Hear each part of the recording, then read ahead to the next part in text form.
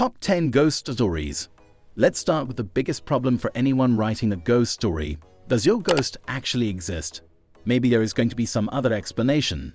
The person seeing the ghost is going mad or being driven mad by someone else. Perhaps the ghost is a manifestation of grief or being faked by a criminal who will be unmasked when you whip off the white sheet like Scooby-Doo. You can't fudge this one. In the case of Platform 7, I answered that question right at the start by having the whole novel narrated by a ghost.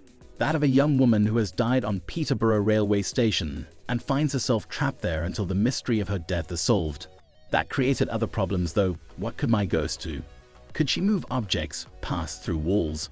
It's surprisingly hard not to make a narrator ghost appear twee.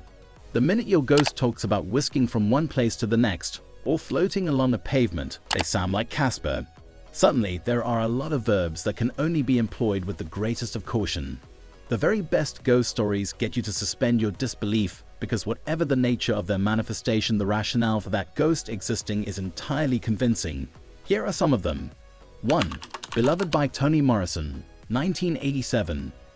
This great testament to the horrors of slavery opens with a haunting. 124 was spiteful, full of a baby's venom. The women in the house knew it, and so did the children.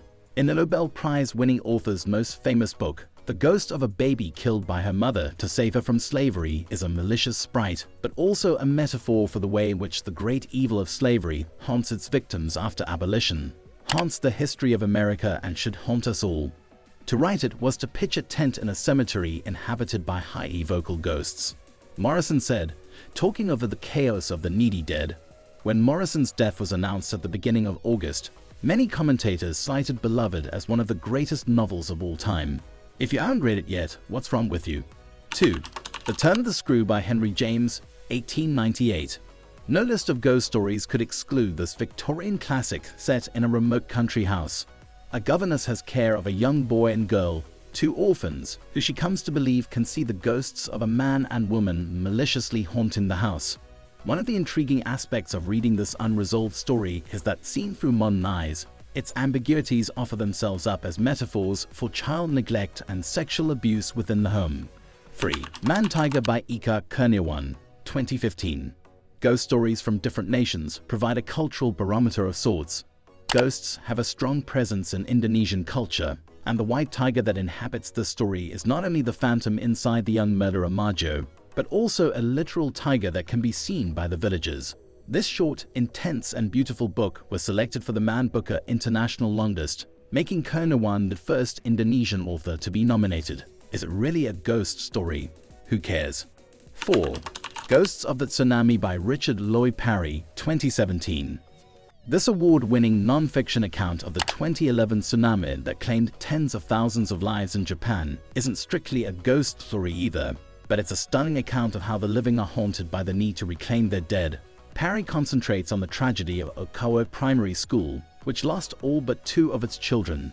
Many of his descriptions will haunt you. For me, it was the bereaved parents training themselves to operate mechanical diggers so they could excavate silt and mud for the bodies of their children long after the official search had given up. 5. Lincoln and the Bardo by George Saunders, 2017. This polyphonic tale of multiple ghosts won the 2017 Man Booker Prize. Not bad considering it was Saunders' first novel, although he was already a highly acclaimed short story writer. It concerns the grief of President Abraham Lincoln for his young son William, and is an entertaining and heartbreaking reminder that grief afflicts the poor and the mighty in equal measure. 6. Dark Matter by Michelle Paver, 2010. This wonderful adult novel from the author of the Chronicles of Ancient Darkness proves what an endlessly inventive writer she is. It opens, like many another ghost story, with the discovery of a journal, in this case written by Jack, a wireless operator on an Arctic expedition that takes place in 1938 as the clouds of war are gathering in Europe. The group set up camp in a remote bay, but as the polar winter and endless night close in around them, they realize they are not alone. 7. The Lovely Bones by Alice Subbold, 2002. This story from the afterlife, narrated by the ghost of a 14-year-old murder victim, was an instant bestseller when it was published, and was made into a mawkish but still affecting film by Peter Jackson starring Saoirse Ronan.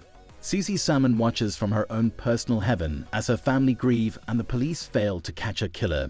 In lesser hands, it could have been sentimental, but such is Sebald's skill and observation that you go with the flow and are desperate for young Susie to find peace and justice for her family. 8. The Little Stranger by Sarah Waters, 2009. A doctor is called to Hundreds Hall, the dilapidated mansion belonging to the Ayres family. Have they simply fallen on hard times like so many aristocratic families of the post-war era, or is there something more sinister going on? Waters takes her intimate knowledge of Victorian Gothic and combines it with all her usual skill to create something both knowingly traditional and utterly modern in its portrayal of family secrets and class. 9. The Woman in Black by Susan Hill, 1983. One of the most famous modern ghost stories thanks to its hugely successful stage and film adaptations, Susan Hill's novel has lost none of its shocking Gothic power. Set in the sinister Eel Marsh house, cut off from the world entirely when the waters rise over its causeway, a solicitor called Arthur Kipps tries to unravel the affairs and deadly history of the house and its owner, the deceased Mrs. Drablow, but the woman in black will haunt him forever. 10. Hotel World by Ali Smith, 2001. 5 narrators haunt this joyous and inventive book, beginning with the ghost of a young woman working as a chambermaid who dies after climbing into a dumb waiter on the 4th floor just to prove she could fit. The cord snaps and down she goes, and her descent is an apt beginning for a novel that rushes headlong through an investigation of grief with a glorious shout of woo-hoo, its opening phrase. This is a novel that proves that ghost stories can go anywhere and be anything, enchanting, poetic, and even funny. It is truly the most malleable of forms. If you enjoyed from this video, don't forget to like and subscribe to our channel for more content. Thanks for watching.